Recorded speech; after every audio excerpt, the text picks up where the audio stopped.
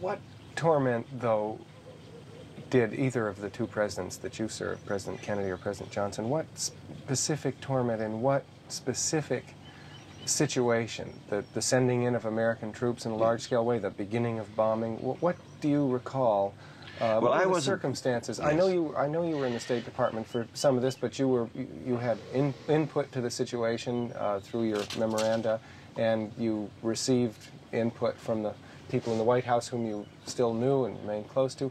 So how can you recreate for us a little bit of what it was like to make those decisions that sent so many American and Asians into combat? Well, I do know a good deal now, more than I did at the time, about President Johnson's decision in 1965, when he decided, in the face of the alternatives that he perceived open to him, that the best option was to put in U.S. forces. The options essentially were three. One, to do nothing, in which case the situation would have fallen apart in some months and endanger the Americans who were already there. Two, to acknowledge that fact and pull the Americans out and let the communists take over South Vietnam. Or three, put in enough U.S. forces to save the situation. But his anguish, as it comes through in the memoranda and in his book and in conversations with him, was just what I said, that it's a hateful thing to have to make a decision to get Americans killed and to kill others. It's not very complicated, you know, if you know something about war, and what a terrible last resort it is. And you do not do it unless you conclude that the alternative is worse. And so the fundamental conclusion of President Kennedy and President Johnson was that if they pulled out, they would set in motion a sequence of events in a rather typically American pattern that would result in a larger war fairly soon, and quite possibly a nuclear war. Whereas the critics implied or believed, although few spelled out what they thought would happen, that American withdrawal from the area would lead to some form of stability and peace, even if peace controlled by the communists. And that difference in judgment, I think, was most fundamental of all, given the peculiar sense of responsibility American presidents have borne in a nuclear age where their constituency has got to be not merely our own nation, but the possibility of civilization. What was it that led to, just to mention two decisions, to the conclusion that South Vietnam was a separate country from North Vietnam, and afterwards, what was it that led to the decision that the North Vietnamese might give up under the reign of bombing? Well, as for the first, I think we knew more history than your question implies. Vietnam was only unified, and then rather briefly, in the 18th century. Historically, there were North and South Vietnam were separated about at the point where the line is. And in fact, there's a North Vietnam, a Central Vietnam, and a South Vietnam, with extremely strong historical differences. The place was not administered on a unified basis by the French, as you probably know. So that it was administered in three. That's what I said. That's what I just said. There were three divisions, North, Central, and South, and these conformed to history rather more than the rather transient and superficial unity of the 18th century. So that the notion that it was a grotesque violation of history to separate North and South Vietnam was historically false, and much less grotesque, let's say, than this division of Germany on the line of the Elbe, and much less so than Korea, because Korea has a much more unified history than Vietnam. Now, as for the notion that the North Vietnamese would give up in a reign of bombing, this was never a view that I know of. It was held by anybody. Certainly not held by me. The only way that might have happened is if you had really decided to burn down and eliminate Hanoi Haiphong in area bombing or destroy the dikes, and I know of no man who advocated those policies because of the human life that was lost. I never, in the 8 years I was in Washington, heard either of those policies advocated. The bombing that was done was designed to accomplish two quite separate purposes. The bombing in the northern part of North Vietnam, which was highly selective, was designed to impose a strategic cost on the North Vietnamese, which in the end involved a major diversion of their limited manpower for purposes of repair and maintenance of the facilities, and in the form of the aircraft defenses, which were very expensive and the best manpower they had. The estimates vary, but something like 500,000 men of military age were tied up in that strategic defense and were not available to attack South Vietnam. Second type of bombing, which was the attempt to harass and in some cases to cut and cut certain routes to the south, was designed to cut down the amount of supplies that were sent from the north but reached the south. The best guess we had was that perhaps 20% plus or minus of the supplies launched from the north did not reach the south. At least from my knowledge of strategic bombing, which was considerable, I never felt, and I have said that I did not believe that the bombing that was done could by itself be decisive. On the other hand, I believed, and I believe now, that it was an important marginal and significant marginal contribution to the effort to deter and cut down the weight of the North Vietnamese aggression. Were the North Vietnamese deterred? Deterred? Looking at it today, can you say that the North Vietnamese were deterred, that our efforts were successful? No, I meant, well, it's too soon to say.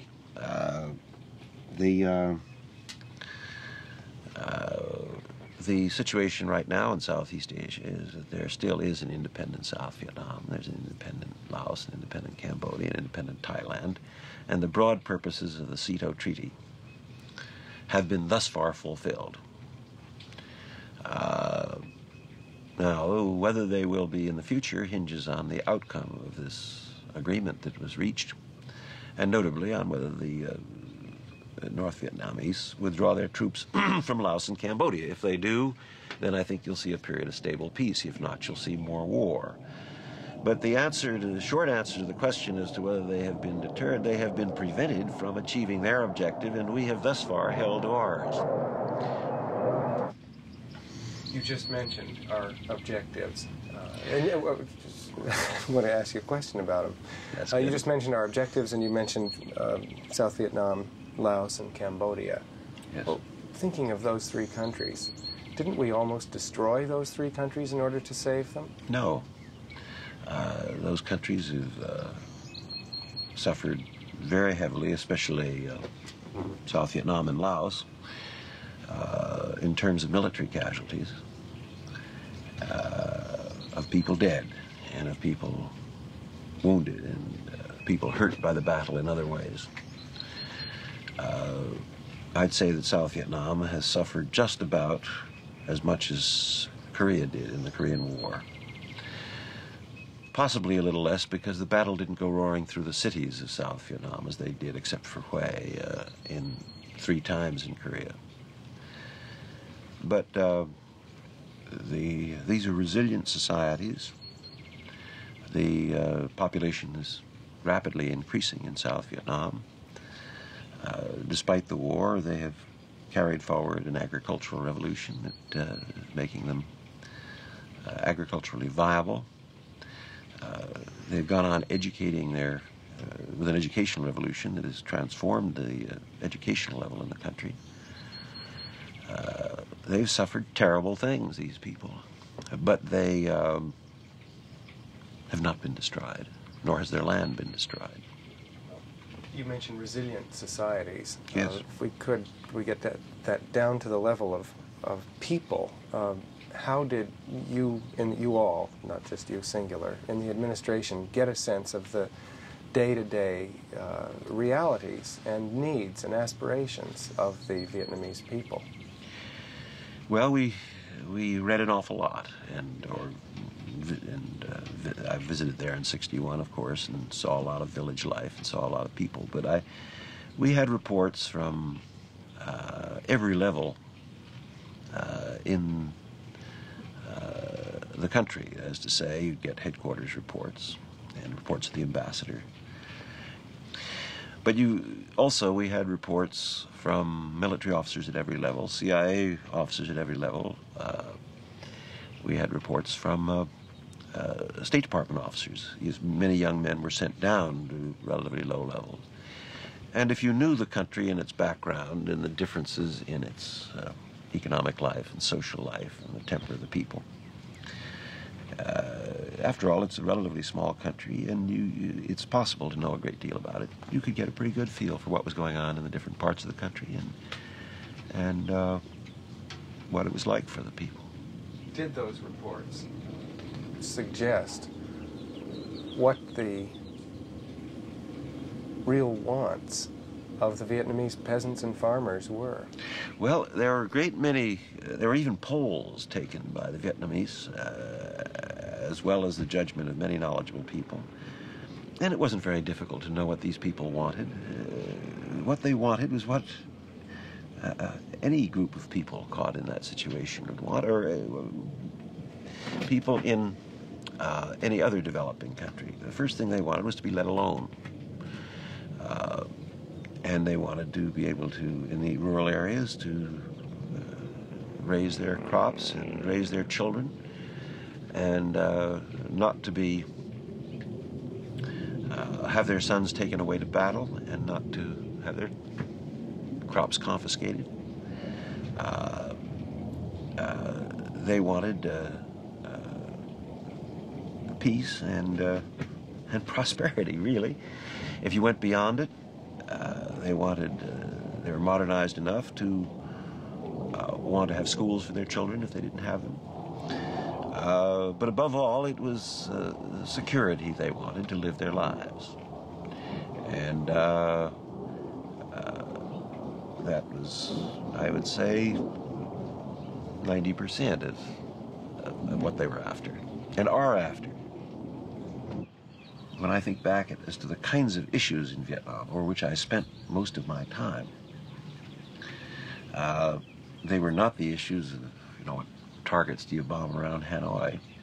They were, above all, I'd say, on these rather fruitless negotiating contacts we had throughout the Johnson period with North Vietnam. But on issues like land reform, the educational system, all the constructive sides of what is called pacification. On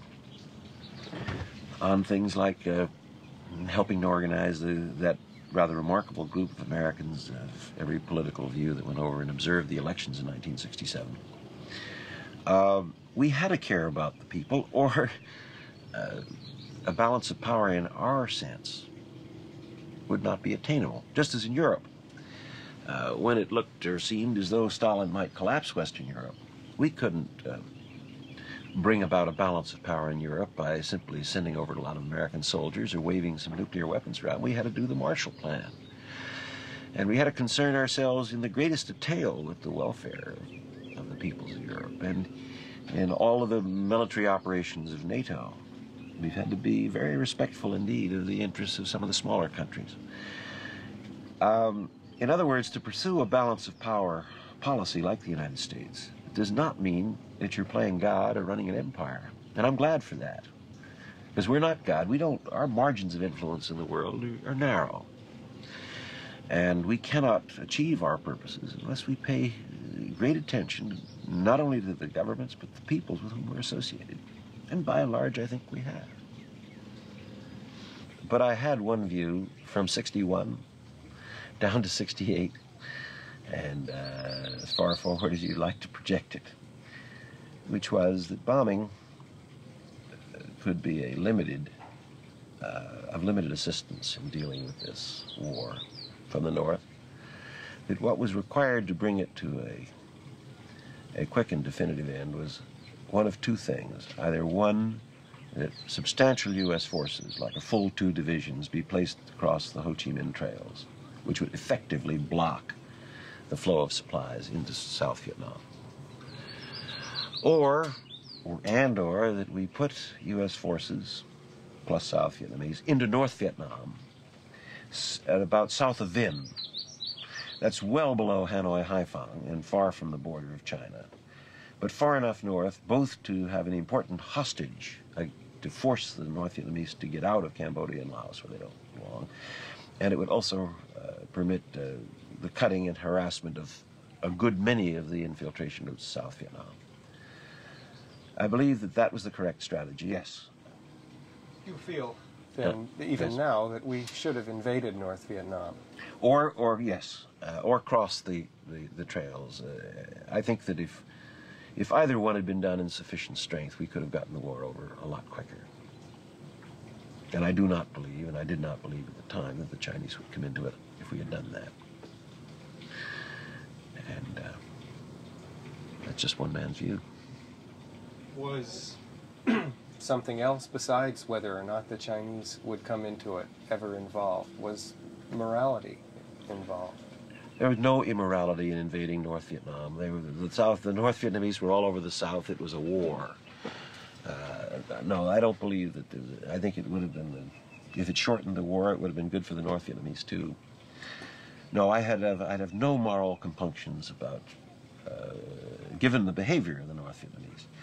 You've got to understand that every day of my life in government, I saw incontestable evidence that every operation in the South, or in Laos and Cambodia, was ordered from Hanoi.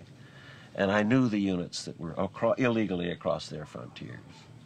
And the total callous cynicism with which they violated the Geneva Accords in Laos in '62. No, I wouldn't have lost a minute's sleep on morality on that one. And I regret much that we didn't do it. Did you lose a minute's sleep over the bombing? Gave a great deal of thought to the bombing, because bombing inherently, especially bombing around the Hanoi Haiphong area and other cities, involved the casualties to civilians, and that did concern me. And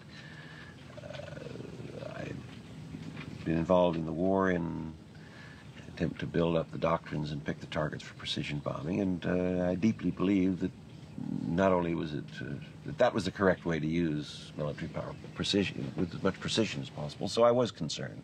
But more important than whether I was concerned, President Johnson was concerned, and there was no target bombed in any area in Vietnam, North Vietnam, which raised the question of civilian casualties without his having an estimate of the number of civilian casualties, and that was one of the standards that he used in picking targets. While we were in Vietnam, a peasant came up to us and said his village had just been bombed. He said, look, anything would be better than what we have now. If you guys would just get out, we might have the North Vietnamese on top of us, but we wouldn't have bombs on top of us. What would you say, Mr. Rostow, to a peasant, a farmer who approached you like that? I'd say that if all Vietnamese peasants felt that way, long since there would have been no basis for the defense of South Vietnam. I have no trouble understanding a man's feeling that and saying that as he saw his village attacked and damage done in its defense and so on. But the reason that South Vietnam has been able to defend itself without U.S. ground forces is that most South Vietnamese have not felt that way. I'd also say that, war is ugly and evil, and serious men have only engaged in defending themselves and in going to war unless they felt that not fighting was a greater evil. And there's just no doubt that a great many human beings have suffered in Southeast Asia. worse than this man. At least he was alive. The question really is, when will men rather fight than accept not fighting? And on balance, the South Vietnam have accepted fighting rather than not fighting. And they've done it for vastly longer than we have out there, and they're doing it now. Why, then, are there so many reports still of an unmotivated South Vietnamese army as opposed to the more highly motivated Viet Cong and North Vietnamese army? Well, a part of it is simply people repeating cliches that they've either made up or got out of evidence of the past. They haven't really looked into the motivation of the VC. The VC have been going downhill, and have gone downhill terribly since Tet 1968. And the North Vietnamese have had very grave morale problems. And the South Vietnamese have had morale problems. And the miracle to me is that they are capable, out of a population of 18 million, to maintaining an army of over a million people under arms, who, when the chips were down in '72, did fight as well as they did. How they've been able to defend their country, which is international community permits to be attacked across the demilitarized zone. I Corps from Laos, 2 Corps from Laos, 3 Corps from Cambodia, permitting the North Vietnamese sanctuary all the way. And how they've defended this kind of narrow California of a country from multiple direction attack is amazing to me. It's not that they've got problems, in morale problems, desertion problems. It's the fact that they're on their feet that I find surprising. America has taken the moral lead of the western part of the world anyway for quite a long time, I think, stretching back into the 19th century. And certainly at Nuremberg, we enunciated or developed through the trials certain principles of international conduct in war. Has our conduct of the Vietnam War furthered our moral leadership? Has it affected it at all? It's the moral aspects of this war, and I would say any war, are complex. I'd say there's an inherent and inevitable element of immorality in any war, and this included the war against the Germans. I mean, people were killed in Germany who were innocent by bombing and so on. So that the moral element is always a balance in a war. On the other hand, there are moral problems on the other side. I myself feel it would have been profoundly immoral of the United States, having made the treaty commitments that we did make to the peoples of Southeast Asia, to walk away when the going got rough and say, oh, well, you fellas, it's really your suffering, so it'd be much better for you to let your enemies and ours take you over. The moral problems involved in Vietnam cut both ways. I've made my own choice as among them, but I made them in an environment in which I myself has always found the issue of pacifism a very close thing. The argument for pacifism, real pacifism, is very strong, and it's only when you are not prepared to accept all the consequences of never fighting that I think you can be other than a pacifist, given the nature of war. So I think the moral arguments about Vietnam are complex.